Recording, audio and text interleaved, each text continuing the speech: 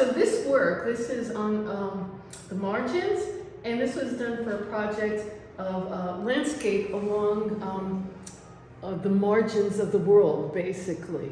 And how I work is that I use my camera as my sketchbook.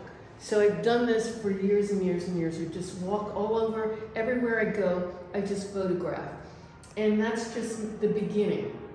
Then I go through the photographs when I have an idea and start printing some out, putting them together. With the digital printings become very easy so that I can just go back and forth. I change sizes when I need to. And you can see this is all laid out first in images. And I use a lot of, I have a whole collection of different pop-ups and three-dimensional books and movable books and stuff that I collect, basically to look at different mechanisms and different ideas of structures. Okay, why don't you close it?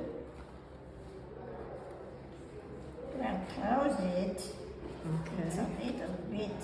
You have to cut off those ends, yeah. Oops. Okay, and now open it up.